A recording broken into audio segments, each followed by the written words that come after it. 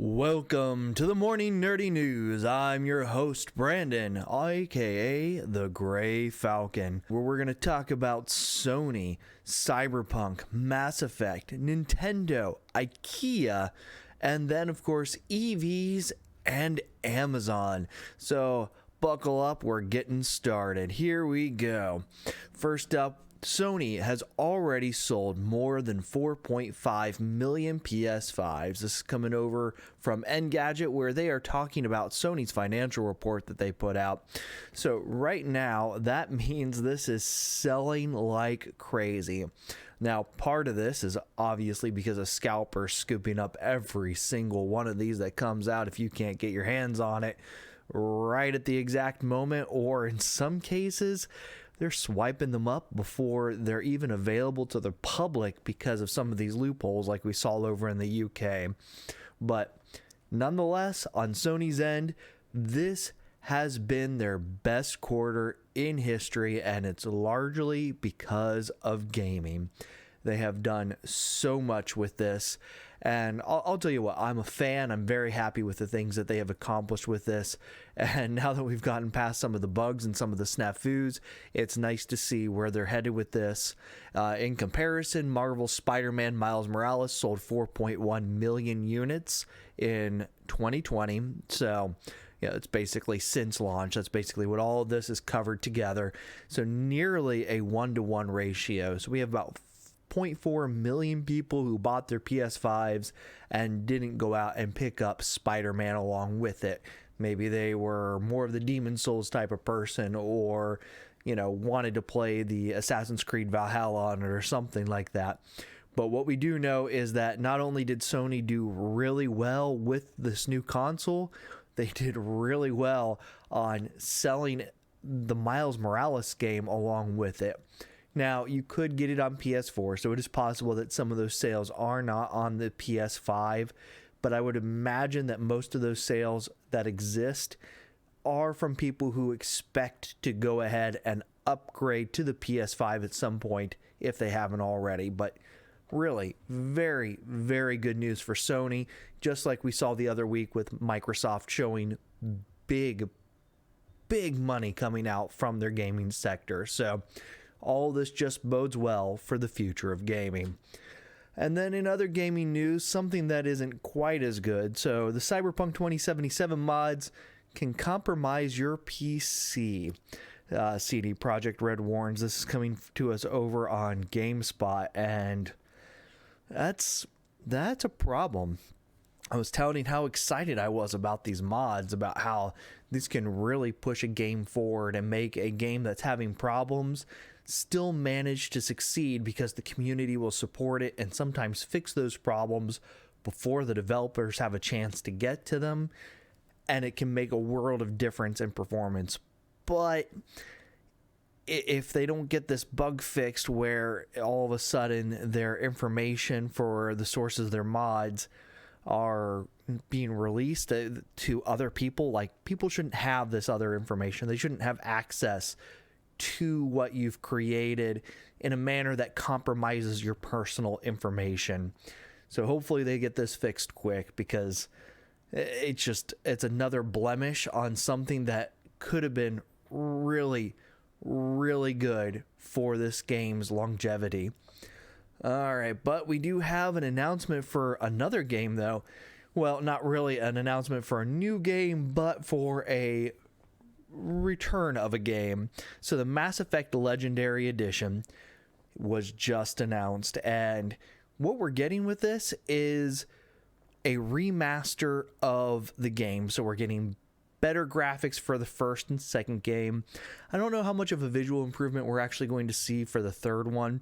That one, while not super recent, is recent enough that if they wanted to, they could probably get away with kind of just trying to move all the graphics up towards that game and not really pushing it beyond.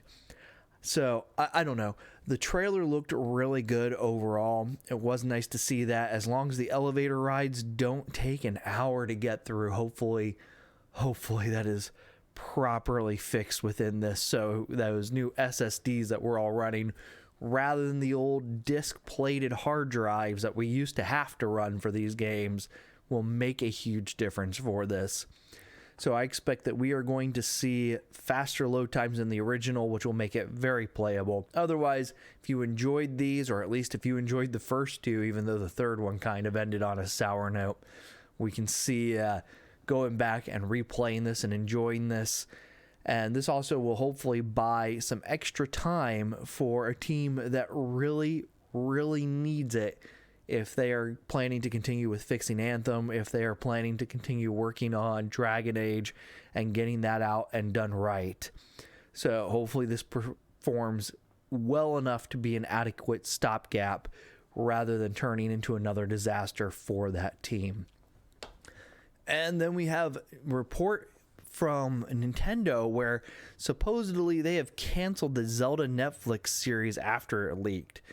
This is kind of disappointing that Nintendo was so upset over these shows being leaked that they decided nobody gets them. You found out early, we don't get to give the big surprise on it once we've approved it and have it ready to go.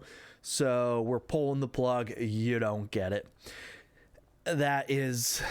It seems selfish if this is true.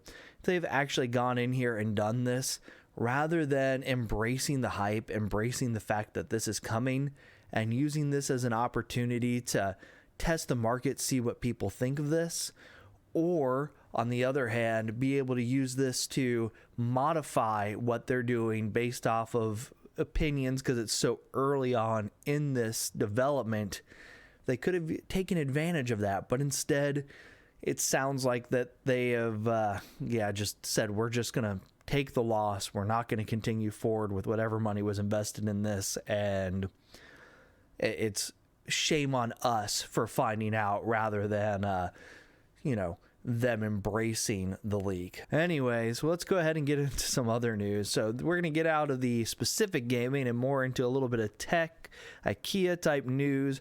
But over on video cards, we have information with Ikea partners up with Asus ROG for a new line of desks, mounting, and other things just to show off your gaming stuff.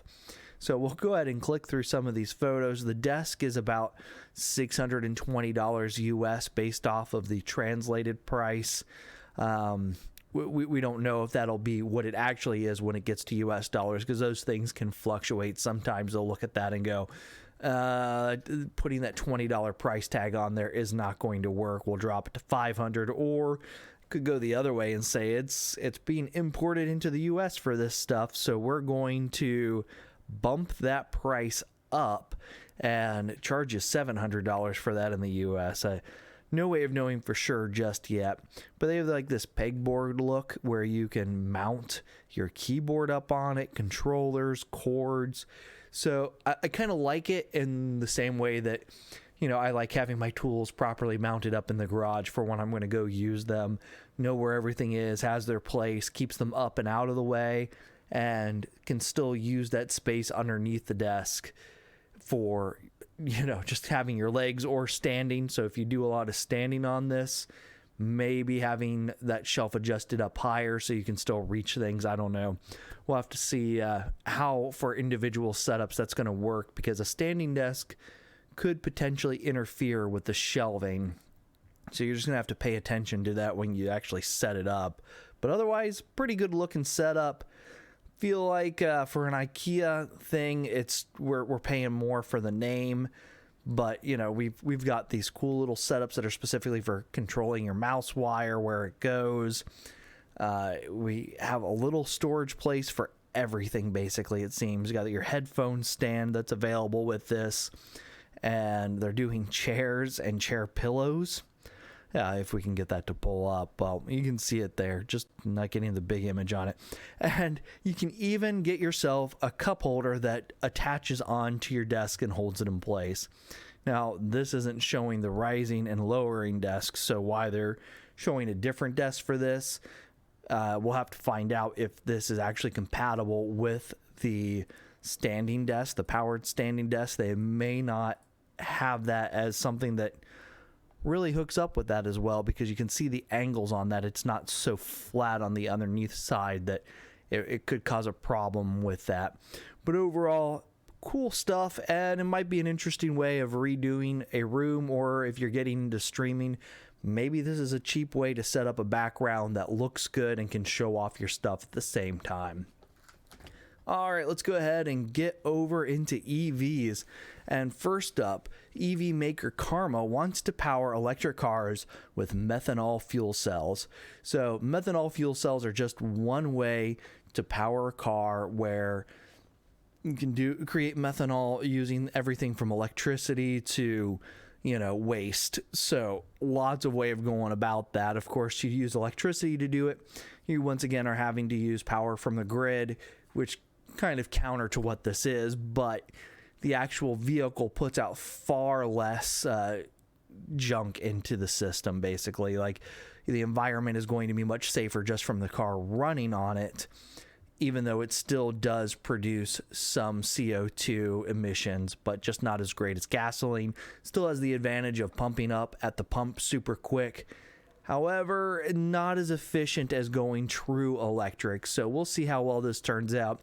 They are expected to have their test vehicle out on the road later this year, running in the US and I think it said Denmark. Might be off on that one, but they are planning on having this out on the roads later this year to find out if they want to move forward with producing this.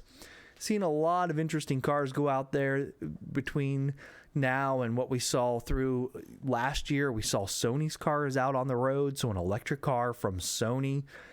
We've got all kinds of new things coming out, so I'm excited for the future of what electric is going to look at. And hopefully with all this, we're going to see speed limits go up because of self-driving and how fast these cars are, without having to burn that much more energy in order to produce that type of speed and power in a vehicle. And with potential of them being safer, they could move at these faster speeds with lower risk to the drivers, with being able to try, not having a driver that's like 80 years old out on the road trying to maintain a vehicle going super fast, or trying to go into an area that's super fast and they're not able to keep up with because their reflexes just aren't what they once were. Now, of course, we're not quite there yet, but we are looking at that type of future, and that is exciting. And over on Amazon, they have talked about their new Rivian for a while for the electric vehicles to start making deliveries. Well, it's now happening in LA. So Amazon had ordered 100,000 of them as part of its climate change pledge, and they are now out on the roads in LA. No word on necessarily when we're going to see this roll out to the entirety of the country, but this is a start where we're going to see these vehicles on the road slowly, progressively take over the entire country and replace their fuel-based vehicles. They'll probably, go in, they'll get charged up overnight, and then they're out making their runs all day, and then they come back, charge up, do it all over again the next day. So this will be a fun experiment, and we'll see how well this actually works, but another one of those bright sides for coming up on these things. And speaking of other things for Amazon, Jeff Bezos, I probably should know how to pronounce that, is stepping down as CEO of Amazon. He announced that Andy Jassy will take over for him. He is stepping down at the end of Q3. The primary reason for this is he wants to focus on his other endeavors. He will still maintain an executive chair with Amazon. However, he wants more time to focus on these other things, so it's only going to be there more for voting purposes when he needs to come in for big decisions, rather than worrying about day-to-day operations. So we'll see what kind of turn this takes. This could be a turn for the better or for the worse. We'll just have to wait and see how the market and how Amazon handles this type of adjustment. But that's going to be it for today. Remember, if you haven't already, click the follow button. If you're watching this over on YouTube, click the subscribe button. You want to know when I go live, click the bell button. And if you want updates as to when I'm going live, from other sources on here, or to know when it goes up on YouTube, or you just want to chat while I'm offline, you can hit me up over on Twitter as The Gray Falcon. Until next time, have a good one.